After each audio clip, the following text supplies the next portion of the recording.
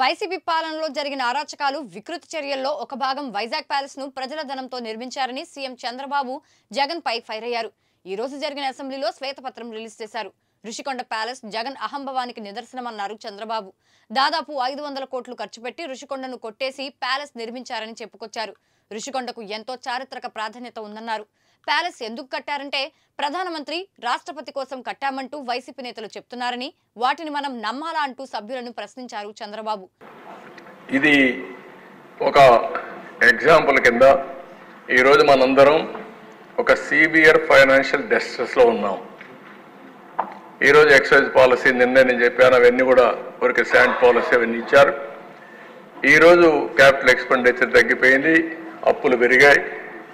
ఎలాంటి పనులు చేశారో ఇది ఒక్క ఉదాహరణ మాత్రం. ప్రజావేదిక ప్రజలకు ఉపయోగపడేది చట్ట వ్యతిరేకంగా కూల్చేశారు. రిషికొండలో ప్యాలెస్ కట్టారు, ఎన్విరాన్మెంట్ ఇంబ్యాలెన్స్ చేశారు, కొండలు కొట్టేశారు. కడాన ఎన్జిటి ఫైన్ వేసే పరిస్థితికి వచ్చారు. 500 కోట్ల రూపాయలు ఖర్చు పెట్టారు. ఒక్క ప్యాలెస్ కోసం, ఒక వ్యక్తి విలాసం కోసం ఆయన కావాలి. విశాఖపట్నానికి రాజధాని పేరు కాదు ఆయనకు కావాల్సిన, అక్కడ రాజధాని పేరు పెట్టి విశాఖపట్నంలో రిషికొండలో అక్కడి నుంచి మీరు చూసే సముద్రం కనపడుస్తుంది. ఆయన పోయి అక్కడ కూర్చొని ఆ సముద్రాన్ని చూసి ఆనందపడాలి. ఆయన ఆనందం కోసం 500 కోట్లు అంటే బాధ్యత లేని రాజకీయ నాయకులు. ఇది మేజర్గా జరిగిన దుర్మార్గమైన కార్యక్రమం. నెక్స్ట్ ఇప్పుడు ఏం చేయాలో మీరు కూడా ఆలోచించాలి. ఆ రిషికొండ ప్యాలెస్ ఏం చేయాలి, ప్రజావేదిక ఏం చేయాలి. నాన్ సీరియస్ కాదు పరసాద్ గారు, నువ్వు ఆయన తీసుకునేది కాదు.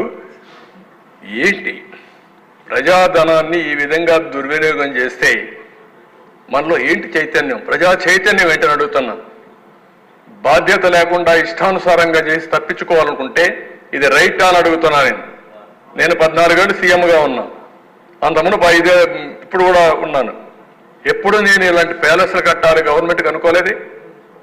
ఏంటి ఆ ప్యాలెస్, ఎక్కడి నుంచి కడతావు నువ్వు, ఎక్కడిది డబ్బులు? ఇది టూరిజం, మొత్తం టూరిజంతో ఖర్చు పెట్టుంటే ఈ 500 కోట్ల రూపాయలు కనీసం సంవత్సరానికి 1000 కోట్ల రూపాయల ఆదాయం వచ్చేది, టూరిస్టులు వచ్చేవారు. అలాంటిది నీ యొక్క విలాసవంతం కోసం, నీ పైశాచిక ఆనందం కోసం 500 కోట్ల రూపాయలు తగలేస్తారా మీరు? బాధ్యత ఉందా మీకు?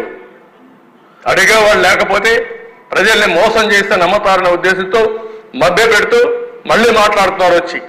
ఈరోజు మళ్ళా స్టేట్మెంట్ ఇస్తామని నేను చాలా స్పష్టంగా అడిగాను. 36 మందిని చంపేశారని చెప్పారు. 36 పేర్లు ఇమ్మన్నాం. ఏ పేర్లో ఇమ్మని వారం నుంచి అడుగుతున్నాం. సిగ్గుంటే ఇవ్వాలి కదండి. ఉంటే కాదు అంటే లెక్కలేనితనం. ప్రజా జీవితం అంటే ఏం చెప్పినా నమ్ముతారు. ఒక చెత్త పేపర్ పెట్టుకున్నా ఆ పేపర్ నేను రాసుకుంటా, నేను నమ్మిస్తా. చెప్పిన తప్పే చెప్పకుండా చెప్తే అబద్ధాలు చెప్తా ఉంటే నమ్మి మోసపోతారనే ఉద్దేశం ఉంది. అది నమ్మకుండా ఉండాలంటే మనం కూడా బాధ్యతగా ప్రజా చైతన్యం తీసుకొస్తే ఇలాంటి సమస్యలకు ఒకే విరుగుడు, అది ప్రజా చైతన్యం అని చెప్పి కూడా నేను మీ అందరికీ తెలియజేస్తున్నాను.